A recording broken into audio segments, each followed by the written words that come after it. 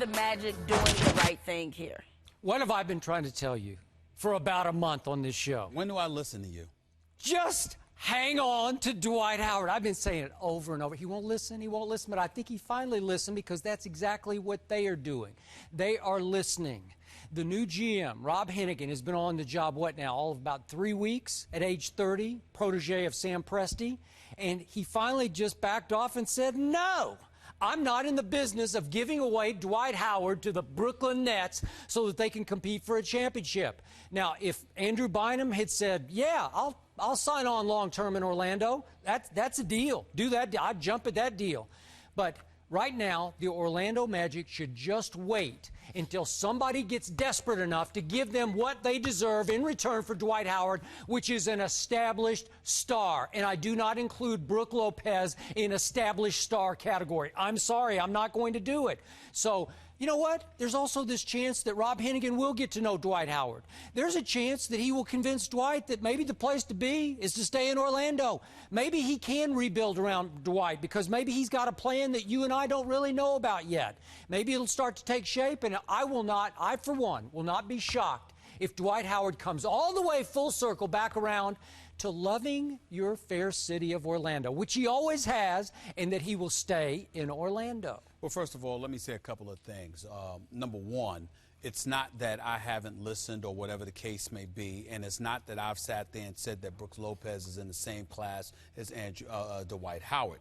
What I have said repeatedly, and those ears, evidently there's a significant amount of wax in it because you don't listen to what I'm saying, okay? The reality is that if you are the Orlando Magic, you have mishandled this whole scenario. It's not Rob Hennigan's fault. And by the way, we can discuss later how a 30-year-old dude with no experience whatsoever gets a GM job in this business, because that certainly would not have happened for an African-American, but we'll talk about that another time. Let me say this. That's right. That is a whole nother topic. That's right. I said that is a whole nother topic. But let me say this. If you are the Orlando Magic, it's not about, oh, we're going to hold out, you know, for the elite deal. Dwight Howard has made it very clear he doesn't want to be back. The people. Well, that was yesterday.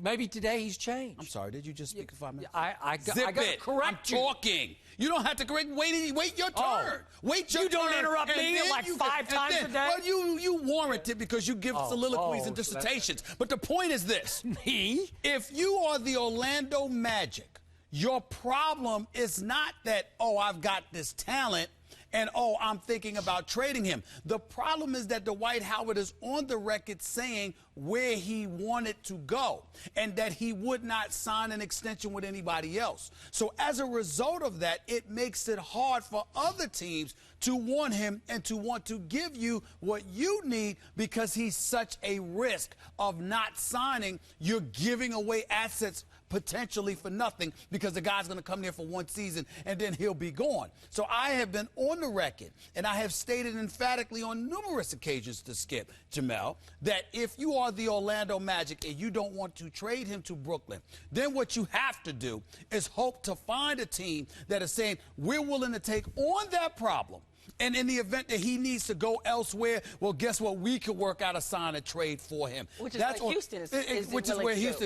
what Houston was trying to do. That is all I have said. What I said is, you can't keep him. You're not starting the season with Dwight Howard. It'll be a nightmare in Orlando. It'll be another soap opera like it was last year. All right? 2 people lost their jobs because of it. Otis Smith and Stan Van Gundy, even though I blame Alex Martins significantly more than I'd ever blame Dwight Howard for that, because he mishandled that whole situation. But it is what it is. It's just a very bad situation that needs to be improved upon by moving forward. Get as much talent or draft picks as you can and move forward. That's what I've said. But Stephen A., why is there such a rush? Because presumably all these deals that are on the table now, won't they still be there in fact? Well, that's a good question. Well, what I've said was when the Brooklyn Nets signed Brook Lopez to 4 years, $60 million. When they signed Gerald Wallace to 4 years, $40 million. When they signed Chris Humphries 2 years, $24 million. You now can't make any moves until January January with those guys because league rules stipulate that you have to wait until then to make those moves. The only other team that was really in the picture were the Lakers with a Bynum that wouldn't commit to extending and staying long-term with Orlando, and with the Houston Rockets team that were basically willing to unload a bunch of parts that certainly didn't measure up to Dwight Howard. That's all I said. Basically, you have Cleveland and Houston, the only teams with cap room. So in terms of maneuverability, those two teams would be able to help somebody like the Lakers or to do something for themselves. And Dwight Howard certainly has indicated he's not interested in staying in Houston. He's not interested in staying in Cleveland. He said he wasn't even interested in staying with L.A., but I don't think that he truly means that since he lives there. Yeah. Since he's And been a there, report came out that said right, by Jared Rudolph, yes. Real GM. So all of those things being considered, all I'm trying to say is that what you're going to get, it's not a matter of, oh, these parts don't measure up to Dwight Howard skip. It's a matter of realistically, what are you going to get? Okay, what are you going to get? Wait until there's more desperation out there. Okay. Wait until the trade deadline. I'm good with that. Desperation but on whose part? Jamel Hill, I got to ask Jamel a question. As an Orlando resident and a longtime observer of this franchise and of Dwight Howard, who changes his mind with the Orlando weather, are you convinced that he is dead set on leaving your fair city? I'm not, and I'm not convinced that it's a nightmare either if he starts there, because here's the thing. The fans, while they say right now that they're tired of Dwight Howard and they want the saga to go away, if he comes there and he's in that building, they'll be cheering like they always have. Thank you. None of that changes. Thank you. I don't Is that a think nightmare? the fan base is really upset with him. Skip didn't ask the right question. Yes, he did.